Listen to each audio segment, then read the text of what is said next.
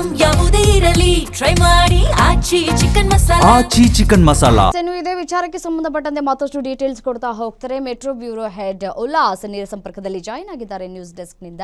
ಉಲ್ಲಾಸ್, ಒಂದು ಸಣ್ಣ ಜಾಗಕ್ಕೆ PIDಯನ್ನ ಮಾಡಿಸ್ಕೊಳ್ಳೋದಕ್ಕೆ ಜನಸಾಮಾನ್ಯರು ಹರಸಾಹಸ ಪಡ್ತಾರೆ.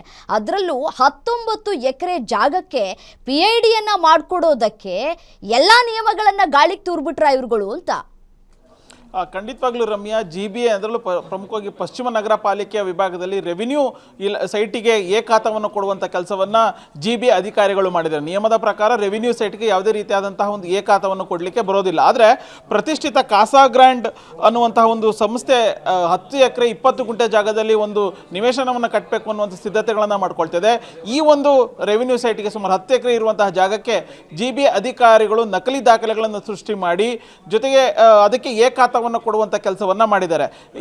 ಆರಂಭದಲ್ಲಿ ಯಾವುದೇ ಕಾರಣಕ್ಕೂ ಕೂಡ ಇಲ್ಲಿ ಖಾತವನ್ನು ಕೊಡಲಿಕ್ಕೆ ಬರೋದಿಲ್ಲ. ಆದರೆ ಇವರು ರಸ್ತೆ ಪಕ್ಕದಲ್ಲಿ ಇದ್ದಂತಹ ಒಂದು ಸುಮಾರು 30 ಚದರ ಅಡಿ ವಿಸ್ತೀರ್ಣಕ್ಕೆ ಮೊದಲು ನಕಲಿ ಖಾತವನ್ನು ಕೊಡುವಂತ ಕೆಲಸವನ್ನ ಮಾಡ್ತಾರೆ. ಅದಾದ ಬಳಿಕ ಇರುವಂತಹ ಇಬ್ಬರು KS ಅಧಿಕಾರಿಗಳು ಇಲ್ಲ ನಮ್ಮ ಕಣ್ತಪ್ಪಿನಿಂದ ಈ ರೀತಿಯಾದಂತಹ ಒಂದು ತಪ್ಪಾಗಿದೆ ಅಂತ ಹೇಳಿಬಿಟ್ಟು ಸುಮಾರು 4 ಲಕ್ಷಕ್ಕೂ ಹೆಚ್ಚು ಇರುವಂತಹ ಒಂದು ಜಾಗಕ್ಕೆ ನಕಲಿ ದಾಖಲೆಗಳನ್ನು ಸೃಷ್ಟಿ ಮಾಡಿ ಖಾತವನ್ನು ಕೊಡುವಂಥ ಕೆಲಸವನ್ನು ಮಾಡ್ತಾರೆ. ಇದರಲ್ಲಿ ಪ್ರಮುಖವಾಗಿ ARO ಆಗಿರುವಂತಹ ರಮೇಶು, RI ಆಗಿರುವಂತಹ ಶಿವಕುಮಾರ್ ಮತ್ತು ಜಂಟಿ ಆಯುಕ್ತರಾಗಿರುವಂತಹ ಆರತಿ ಆನಂದ್ ಮತ್ತು ಉಪ ಆಯುಕ್ತರಾಗಿರುವಂತಹ ಅಬ್ದುಲ್ ರಬ್ ಇವರೆಲ್ಲರೂ ಕೂಡ ಸೇರಿಕೊಂಡು ಸುಮಾರು 5 ಕೋಟಿಗೂ ಹೆಚ್ಚು ಹಣವನ್ನು ಕಿಕ್ ಬ್ಯಾಕ್ ಅನ್ನು ಪಡ್ಕೊಂಡು ನಕಲಿ ಖಾತವನ್ನು ಕೊಟ್ಟಿದ್ದಾರೆ ಅನ್ನುವಂಥ ಒಂದು ಮಾಹಿತಿ ಸಿಗ್ತಾ ಇದೆ. ಸೊ ನಾನು ಈಗಾಗಲೇ ತೋರಿಸುವಂಥ ಕೆಲಸವನ್ನು ಕೂಡ ಮಾಡ್ತಾ ಇದ್ದೀನಿ ರಮ್ಯ. ಇದು ಬೆಂಗಳೂರು ಪಶ್ಚಿಮ ನಗರ ಪಾಲಿಕೆ ವ್ಯಾಪ್ತಿ ನಾನೇನಿಲ್ಲಿ ತೋರಿಸ್ತಾ ಇದ್ದೀನಿ. ಇದು ನಕಲಿಯಾಗಿ ರೆವಿನ್ಯೂ ಸೈಟ್ಗೆ ಯಾವುದೇ ರೀತಿಯಾದಂಥ ಒಂದು ಖಾತವನ್ನು ಕೊಡಲಿಕ್ಕೆ ಬರೋದಿಲ್ಲ.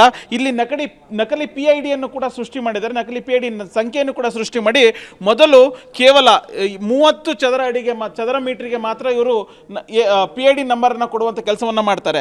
ಇಲ್ಲಿ ನಾನು ನಿಮಗೆ ತೋರಿಸ್ತಾ ಹೋಗ್ತೀನಿ. CASA grand lotus private limited ಈ ಒಂದು ಕಂಪನಿಗೆ ನಕಲಿ PID ದಾಖಲೆಯನ್ನು ಕೊಡುವಂಥ ಕೆಲಸವನ್ನು ಮಾಡ್ತಾರೆ. ಅದು ಕೂಡ ಡಿಸೆಂಬರ್ 23ನೇ ತಾರೀಕು ಮೊದಲು ಕೇವಲ 30 ಚದರ ಮೀಟರ್ಗೆ ಮಾತ್ರ ಅವರು ನಕಲಿ PID ಸಂಖ್ಯೆಯನ್ನು ಕೊಡ್ತಾರೆ. ಆದರೆ ಇದಾಗಿ ಕೇವಲ 3 ರಿಂದ 4 ದಿನಗಳ ಒಳಗಡೆನೆ ಅವರು ಮತ್ತೆ ಸುಮಾರು 4 ಲಕ್ಷಕ್ಕೂ ಹೆಚ್ಚು ಜಾಗಕ್ಕೆ ಅದೇ ಒಂದು PID ಸಂಖ್ಯೆಗೆ ಒಂದು ಇದನ್ನು ಕೊಡ್ತಾರೆ, ಖಾತವನ್ನು ಕೊಡುವಂಥ ಕೆಲಸವನ್ನು ಮಾಡ್ತಾರೆ. ನಾನು ನಿಮಗೆ ತೋರಿಸ್ತಾ ಹೋಗ್ತೀನಿ.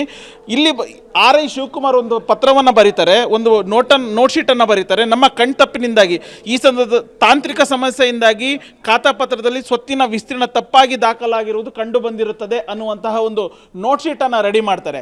ಈ ನೋಟ್ ಶೀಟ್ ಯಾವಾಗ ರೆಡಿ ಆಗುತ್ತೆ ಅದಾದ ಬಳಿಕ ಕಾಸಾ ಗ್ರಾಂಡಿಂದ ಕೂಡ ಒಂದು ಪತ್ರವನ್ನು ಅವರು ಬರೆಸ್ಕೊಳ್ಳುವಂಥ ಕೆಲಸವನ್ನು ಮಾಡ್ತಾರೆ. ನಾನು ನಿಮಗೆ ತೋರಿಸ್ತಾ ಹೋಗ್ತಾ ಇದ್ದೀನಿ. ಇದು ಕಾಸಾ ಗ್ರಾಂಡು ಒಂದು ಪತ್ರವನ್ನು GBA ಅಧಿಕಾರಿಗಳಿಗೆ ARO ವಾರ್ಡ್ ನಂಬರ್ 198 ಅಂದರೆ ಹೆಮ್ಮಿಗೆಪುರ ವಾರ್ಡ್ನ AROಗೆ ಒಂದು ಪತ್ರವನ್ನು ಬರೀತಾರೆ.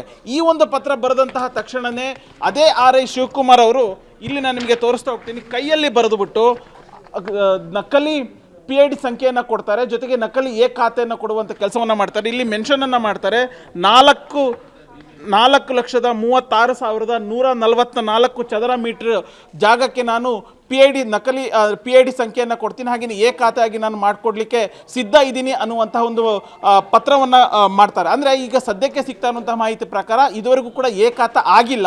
ಯಾವಾಗ ಈ ರೀತಿಯಾಗಿ ಕೋಟಿಗಟ್ಟಲೆ ಹಣವನ್ನು ಕಿಕ್ ಬ್ಯಾಕನ್ನು ಪಡೆದುಬಿಟ್ಟು ರೆವಿನ್ಯೂ ಸೈಟಿಗೆ ಖಾತವನ್ನು ಕೊಡ್ತಾರೆ, ಅದು ನಕಲಿ PID ಸಂಖ್ಯೆಗಳ ಮೂಲಕ ಖಾತವನ್ನು ಕೊಡಲಿಕ್ಕೆ ಮುಂದಾಗ್ತಾರೆ ಅನ್ನುವಂಥದ್ದು ಗೊತ್ತಾಯಿತು. ಸೊ ತಕ್ಷಣವೇ BJP ಮುಖಂಡ NR ರಮೇಶ್ GBA ಮುಖ್ಯ ಆಯುಕ್ತ ಮಹೇಶ್ವರ ರಾವ್ಗೆ ಮತ್ತು ಲೋಕಾಯುಕ್ತಕ್ಕೆ ದಾಖಲೆಗಳ ಸಮೇತ ದೂರನ್ನು ಕೊಡುವಂಥ ಕೆಲಸವನ್ನು ಮಾಡ್ತಾರೆ. ಸೊ ಇದಾದ ಬಳಿಕ ಇದೀಗ ಯಾರು ಅಧಿಕಾರಿಗಳಿದ್ದಾರೆ, ಈ RI ಇದ್ದಾರೆ, ARO ಇದ್ದಾರೆ, ಅವರೆಲ್ಲರಿಗೂ ಕೂಡ ಈಗ ಶೋಕಾಸ್ ನೋಟಿಸ್ ಅನ್ನು ಕೊಡುವಂತ ಕೆಲಸ ಆಗಿದೆ.